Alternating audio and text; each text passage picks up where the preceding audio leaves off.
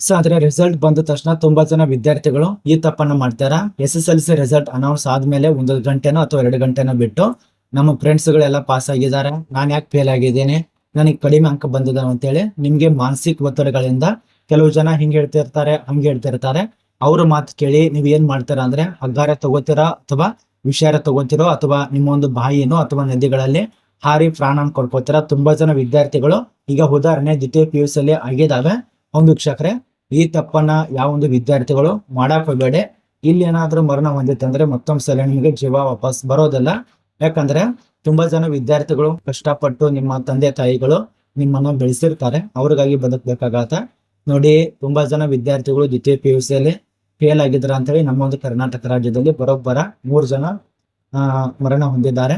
ಯಾಕೆ ಮರಣ ಹೊಂದಿದ್ದಾರೆ? ಒಬ್ಬರಿಗೆ ಅತಿ ಕಡಿಮೆ ಅಂಕ ಬಂದಿದಾವ ಅಂತೇಳಿ 78% ಆಗಿದೆ.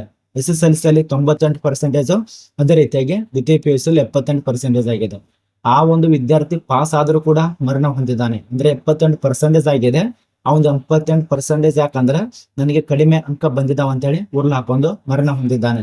ಅದ ನಂತರ ಇನ್ನು ಕೆಲವಂತ ಒಬ್ಬ ವಿದ್ಯಾರ್ಥಿನಿ ನನಗೆ ಫೇಲ್ ಆಗಿದ್ದೀನಿ ಅಂತೇಳಿ ಮರಣ ಹೊಂದಿದ್ದಾಳೆ. ಅದ ನಂತರ ಇನ್ನೊಬ್ಬ ವಿದ್ಯಾರ್ಥಿ ನಾನು ಫೇಲ್ ಆಗಿದ್ದೀನಿ ಅಂತೇಳಿ ಮರಣ ಹೊಂದಿದ್ದಾರೆ. ಈ ಒಂದು ಕೆಲಸ ಯಾರು ಕೂಡ ಮಾಡಕ್ ಹೋಗ್ಬೇಡಿ. ನೀವೇನಾದ್ರೂ ಫೇಲ್ ಆಗಿತ್ತಂದ್ರೆ ಹೆಮ್ಮೆ ಪಡಿ. ಯಾಕಂದ್ರೆ ಮತ್ತೊಂದ್ ಸಲ ನಿಮ್ಗೆ ಬರೀತಿರಲ್ಲ, 2ನೇ ಬೋರ್ಡ್ ಎಕ್ಸಾಮ್ ಬರೀತಿರಲ್ಲ, ಅಲ್ಲಿ ನಿಮ್ಗೆ ಗೈಡ್ ಕೊಟ್ಟು ನಿಮ್ಗೆ ಬರ್ಸೋದಕ್ಕೆ ಹಾಕ್ಸ್ತಾರೆ. ಅವ್ನ್ ವೀಕ್ಷಕರೇ, ಯಾರು ಕೂಡ ಫೇಲ್ ಆದ್ರೂ ಮರಣ ಹೊಂದಬೇಡಿ. ತುಂಬಾ ಜನ ವಿದ್ಯಾರ್ಥಿ ಅನ್ಕೋತಾರೆ ಇದೇ ನನ್ನ ದೊಡ್ಡ ಸಾಧನೆ, ಇದೇ ನಂದು SSLC ಎಕ್ಸಾಮೇ ದೊಡ್ಡ ಒಂದು ಗುರಿ ಆಗಿರತ್ತಂತ ಅನ್ಕೋತಾರೆ. ನಿಮ್ಗೆ ಮಾಸ್ತರ್ಗಳು ಆ ರೀತಿ ತುಂಬಿರ್ತಾರೆ. ಫೇಲ್ ಆದ್ರೆ ಯಾರು ಕೂಡ ಟೆನ್ಷನ್ ತಗೋಬೇಡಿ.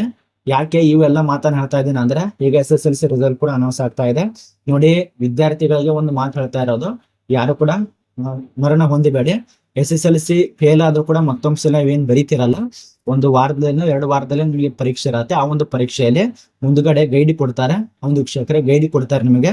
ಅಲ್ಲಿ ಏನಿರತ್ತೆ ಅವರೇ ಹೇಳ್ತಾರೆ. ಫೇಲ್ ಆಗಿರ್ತಾರೆ ಗೊತ್ತಿರತ್ತೆ ನಿಮ್ಗೆ. ಆಕ್ಚುಲಿ ಆ ಒಂದು 2ನೇ ಪರೀಕ್ಷೆಯಲ್ಲಿ ಬರೀತಂದ್ರೆ, ಫೇಲ್ ಆದವ್ರಿಗೆ 2ನೇ ಪರೀಕ್ಷೆಯಲ್ಲಿ ಬರೀತಂದ್ರೆ 100% ಆಗಿ ಪಾಸ್ ಆಗಿ ಆಗ್ತೀರಾ. ಒಂದು ವೀಕ್ಷಕರೇ, ಯಾರು ಕೂಡ ಆತ್ಮಹತ್ಯೆ ಮಾಡ್ಕೊಳ್ಬೇಡಿ. ದಯವಿಟ್ಟು ನಿಮ್ಮ ಒಂದು ತಂದೆ ತಾಯಿ ನಿಮ್ಗೋಸ್ಕರ ಆಸೆಗೊಂದಿರತ್ತೆ. ಇದು SSLC ಎಕ್ಸಾಮ್ ಚಿಕ್ಕ ಇದೊಂದು ಪರೀಕ್ಷೆ ಅಷ್ಟೇ. ಮುಂದ್ಗಡೆ ನಿಮ್ಗೆ 70 ವರ್ಷನೋ 80 ವರ್ಷನೋ ಜೀವನ ಇರತ್ತೆ. ಮುಂದ್ಗಡೆ ದ್ವಿತೀಯ PUC ಪಾಸ್ ಆಗ್ಬೇಕು, ಅದ ನಂತರ ಪದವಿ ಪಾಸ್ ಆಗ್ಬೇಕು, ತುಂಬಾನೇ ಇದಾವೆ. ಇದು ಬರೀ SSLC ಎಕ್ಸಾಮ್, ಇದರಿಂದ 3 ಅವಕಾಶ ಇರತ್ತೆ. ದಯವಿಟ್ಟು ಯಾರು ಕೂಡ ಮರಣ ಹೊಂದಬೇಡಿ. ತುಂಬಾ ಜನ ನನಗೆ ಗೊತ್ತು ಈ ಒಂದು ವಿಡಿಯೋ ರಿಸಲ್ಟ್ ಅನೌನ್ಸ್ ಆಗಿದೆ ಅಂತ ನೋಡ್ತಾ ಇರ್ತೀರಾ. ಇನ್ನು ಕೆಲವೇ ದಿನಗಳಲ್ಲಿ ರಿಸಲ್ಟ್ ಅನೌನ್ಸ್ ಆಗಿ ಆಗತ್ತೆ. ಈ ಒಂದು ದ್ವಿತೀಯ PUC ಎಕ್ಸಾಮ್ ಫೇಲ್ ಆದವರೆಲ್ಲ ಮರಣ ಹೊಂದುತ್ತಿದ್ದಾರೆ ಅಂತಲ್ಲ, ಕೆಲವು ಜನ ಮಾತ್ರ ಮಾನಸಿಕ ಒತ್ತಡಗಳಿಂದ ಆ ಒಂದು ವಿದ್ಯಾರ್ಥಿ ಮರಣ ಹೊಂದುತ್ತಿದ್ದಾರೆ. ಆ ರೀತಿ ಯಾರು ಕೂಡ ಮಾಡಬೇಡಿ. ನಿಮ್ಗೆ ಎಚ್ಚರ ಇರಲಿ ಅಂತ ಈ ಒಂದು ಮಾಹಿತಿನ ತಿಳಿಸ್ಕೊಡ್ತಾ ಇರೋದು.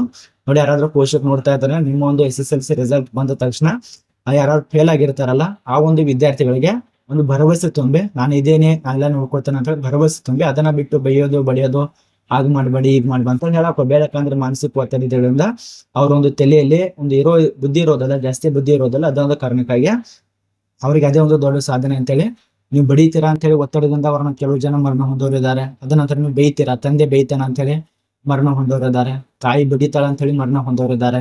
ದಯವಿಟ್ಟು ಆ ಒಂದು SSLC ರಿಸಲ್ಟ್ ಅನೌನ್ಸ್ ಆದ ತಕ್ಷಣ ಫೇಲ್ ಆದ್ರೂ ಆ ಒಂದು ಮಕ್ಕಳಿಗೆ ಭರವಸೆ ತುಂಬಿ, ನೆಕ್ಸ್ಟ್ ಎಕ್ಸಾಮ್ ಇದೆ ನಾ ಎಲ್ಲ ಕಟ್ಟಿ ಬರೆಸ್ತೇನೆ ಅಂತ ಹೇಳಿ ಭರವಸೆ ತುಂಬಿ ಅವ್ರು ಖುಷಿ ಆಗ್ತಾರೆ. ಯಾರು ಕೂಡ ಮರಣ ಹೊಂದೋದಿಲ್ಲ. ಅದನ್ನ ಬಿಟ್ಟು ಬಡಿಯೋದು ಹೊಡೆದು ಯಾರು ಕೂಡ ಮಾಡಬೇಡಿ. ನೋಡಿ, ಇದು ನಿಮಗೆ ಒಂದು ಮುನ್ಸೂಚನೆ ಇರ್ಲಿ ಅಂತ ಮಾಡಿ ತಿಳಿಸ್ಕೊಟ್ಟಿದ್ದೇನೆ. ಈಗ SSLC ರಿಸಲ್ಟ್ ಕೂಡ ಅನೌನ್ಸ್ ಆಗ್ತಾ ಇದೆ. ಸುಮಾರು 3-4 ದಿನದಲ್ಲಿ SSLC ರಿಸಲ್ಟ್ ಅನೌನ್ಸ್ ಆಗತ್ತೆ. ರಿಸಲ್ಟ್ ಬಂದ ತಕ್ಷಣ ಈ ಒಂದು ಚಾನಲ್ ಅಲ್ಲಿ ಅಪ್ಡೇಟ್ ಮಾಡ್ತೇವೆ. ಸುಮಾರು 2-3 ದಿನದಲ್ಲಿ ರಿಸಲ್ಟ್ ಬರತ್ತೆ. ಚಾನಲ್ ಅಲ್ಲಿ ಅಪ್ಡೇಟ್ ಕೊಟ್ಟೆ ಕೊಡ್ತೇವೆ. ದಯವಿಟ್ಟು ಈ ಒಂದು ಚಾನಲ್ ಅನ್ನು ಸಬ್ಸ್ಕ್ರೈಬ್ ಮಾಡಿಟ್ಕೊಳ್ಳಿ, ತುಂಬಾ ಹೆಲ್ಪ್ ಆಗತ್ತೆ. ನೋಡಿ, ಇದೇ ರೀತಿಯ ನಿಮ್ಗೆ ಹೊಸ ಅಪ್ಡೇಟ್ ಬೇಕಂದ್ರೆ ನಮ್ ಇನ್ಸ್ಟಾದಲ್ಲಿ ಮೆಸೇಜ್ ಮಾಡಿ, ಸರ್ ನಾವು ಈ ರೀತಿಯಾಗಿದ್ದೀವಿ, ನನ್ಗೆ ಇದ್ರ ಬಗ್ಗೆ ಅಪ್ಡೇಟ್ ಬೇಕಾಗಿದೆ ಅಂತ ಮೆಸೇಜ್ ಮಾಡಿ, ವಿಡಿಯೋ ಮಾಡಿ ಸಂಪೂರ್ಣ ತಿಳಿಸ್ಕೊಡ್ತಾನೆ. ನೋಡಿ, ಇದರಲ್ಲಿ ಒಂದು ಜಾಗೃತಿ ಇಲ್ಲ ಅಂತ ವಿಡಿಯೋ ಮಾಡಿ ತಿಳಿಸ್ಕೊಟ್ಟಿದ್ದೇನೆ. ಯಾರಾದ್ರೂ ಮಕ್ಕಳು ವಿಡಿಯೋ ನೋಡ್ತಾ ಇತ್ತಂದ್ರೆ ಯಾರು ಕೂಡ ಮರಣ ಹೊಂದಬೇಡಿ. ಫೇಲ್ ಆದ್ರೂ ಕೂಡ ಮತ್ತೊಂದ್ ಸಲ ನಿಮ್ಗೆ ಅವಕಾಶ ಇರತ್ತೆ. ಅಲ್ಲಿ ನಿಮ್ಗೆ ಗೈಡ್ ಕೊಡ್ತಾರೆ, ಪರೀಕ್ಷೆ ನೋಡಿ ಬರೋದಕ್ಕೆ ಅವಕಾಶ ಇರತ್ತೆ. ಅದನ್ನ ಬಿಟ್ಟು ಮರಣ ಹೊಂದಿದ್ದಾರೆ, ಅರ್ಧಕ್ಕೆ ನಿಮ್ ಜೀವನ ಹಾಳಾಗತ್ತೆ. ಯಾರು ಕೂಡ ಮರಣ ಹೊಂದಬೇಡಿ. ಇದನ್ನೇ ನಿಮ್ಗೆ ಹೇಳ್ತಾ ಇರೋದು. ಅದನ್ನ ಬಿಟ್ಟು ಯಾರು ಕೂಡ ತಂದೆ ತಾಯಿಗಳು ಹೇಳ್ತಾ ಇರೋದು, ಮಕ್ಕಳನ್ನ ಬಿಡಿಬೇಡಿ, ಅದು ಒಂದು ಭರವಸೆ ಕೊಡಿ. ಆ ಒಂದು ಬುದ್ಧಿನೇ ಸ್ವಲ್ಪ ಕಡಿಮೆ ಇರತ್ತೆ. ದಯವಿಟ್ಟು ಯಾರು ಕೂಡ ಮಕ್ಕಳನ್ನ ದ್ವೇಷಿಸಬೇಡಿ, ಪ್ರೀತಿಸಿ. ಇದ್ರ ಬಗ್ಗೆ ಅರ್ಥ ಆಗಿದೆ ಅಂತ ಅನ್ಕೋತೀವಿ. ಏನ್ ಹೇಳ್ಬೇಕು ಅನ್ಕೊಂಡಿದ್ದೀನಿ, ಏನ್ ಕೇಳಿಸ್ಕೊಂಡಿದಾರ, ನಾನು ಏನಾದ್ರೂ ತಪ್ಪಾಗಿರುತ್ತೆ ಅಂದ್ರೆ ಕಮೆಂಟ್ ಮಾಡಿ. ನೆಕ್ಸ್ಟ್ ವಿಡಿಯೋ ಸಂಪೂರ್ಣ ತಿಳಿಸ್ಕೊಡ್ತೇನೆ. ಮತ್ತೊಂದು ರಿಸಲ್ಟ್ ಬಂದ ಮೇಲೆ ಬರೀ ಒಂದು 10-20 ನಿಮಿಷದಲ್ಲಿ ಅಥವಾ 2 ನಿಮಿಷದಲ್ಲಿ ನಿಮ್ಗೆ ಅಪ್ಡೇಟ್ ಬಂದೇ ಬರತ್ತೆ, ಇನ್ಸ್ಟಾದಲ್ಲಿ ಅಥವಾ ಇಲ್ಲೇ.